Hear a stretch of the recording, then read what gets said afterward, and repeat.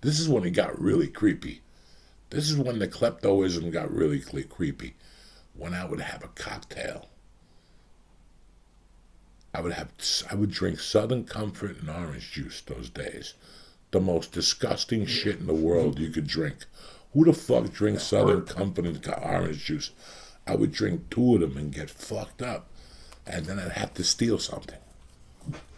You have no idea how many things I stole. Did you remember him? Like the next day? Yeah. Oh yeah. Like there was this dude that had a hard on for me. I don't know why he didn't like me, a snowmass. I didn't like him too much either. He had like an edge of white privilege. He was very white privileged, and he owned like a sandwich shop. And one day I went in there and he gave me a fucking hard time. Second time I went in there, he gave me like a hard time. Like, ham and cheese.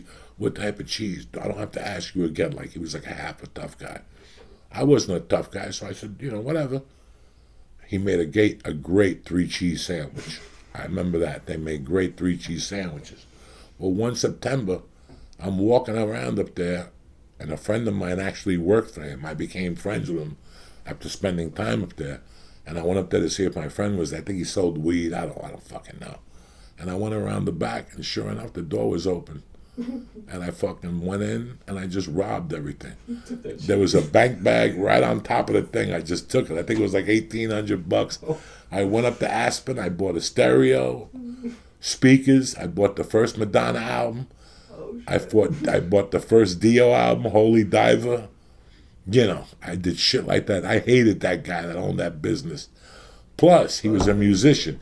He was a conga player at night at a different bar, the bar that was next to John Denver's. So one night, I told my buddy, I go, Carl Hall, the dude who punched fucking Shotgun Doug's friend and knocked him out. Carl Hall was an animal. By that time, I knew Carl Hall was all the way in. So me and Carl are at this bar. I worked at the Tower Restaurant. That was John Denver's restaurant. I was a dishwasher, and I had the night off. So I said, let me go fuck it up with Carl a little bit. So there was a bar next to the diner, to the Tower Restaurant. I don't know what the fuck the name of the bar was. So Carl didn't like that dude either. Carl did not like that fucking dude who played the congas and owned the fucking sandwich shop. So Let's talk about cheese. Carl got fucked up one night, and I walk in there and I get a fucking a fucking Jack Daniel, whatever the fuck, a sour, whatever the fuck, what was I drinking? Jack and orange? Or no, Southern Comfort and orange? Southern Comfort and orange juice. I got two of me lit in me already, right? Like Christmas Eve. I swear to God, Christmas Eve, 1983. I go in there, it's maybe 6 people, Carl, a guy with a guitar, like playing like a classical guitar, and the guy that owns the restaurant playing the bongos. I take a look at Carl, I go, look at that fucking hump, that fucking sack of shit. I can't stand him. Carl looks at me, he was a redneck, he's like, I don't like him myself. I said, he goes, watch this. And he went and he got a fucking beer, and he shook it up. He shook it up, he shook it up, he shook it up, and he walked over to the guy, and he just unloaded the beer in the conga player's face. And he got up, and he's like, I'll fucking kill you. And Carl goes, come on, I'll see you outside, tough guy. Carl ran outside. The guy chased him. I got up and picked up the guy's conga and ran out the back door. And I sold it to my neighbor for the small 25 that night. You know what I'm saying? That's how we ran those days, dog. That guy looked for that conga for fucking months. He couldn't find that fucking conga.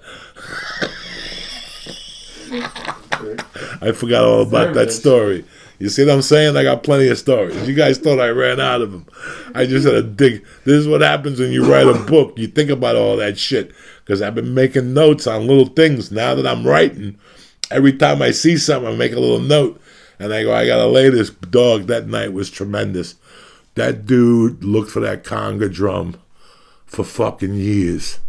Listen, I left in February of 84.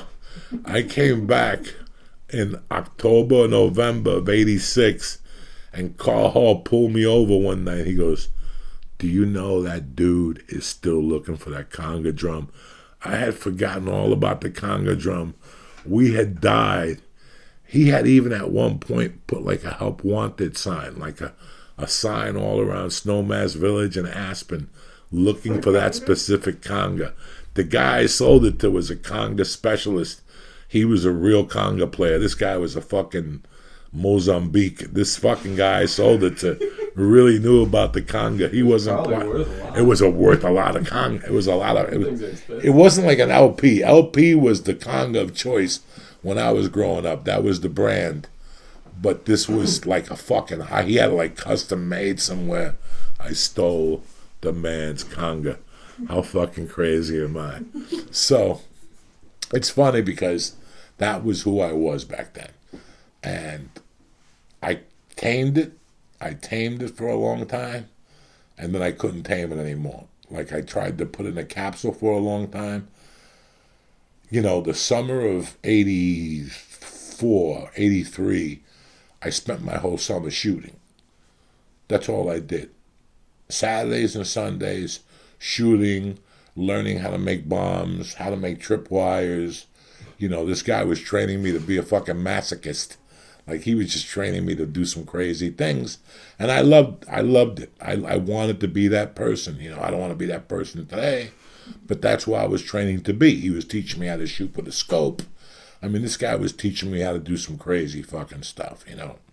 Once I moved to Snowmass Village, it was harder for me to see Fred. You know, I would see him instead of 4 times a month on the weekends.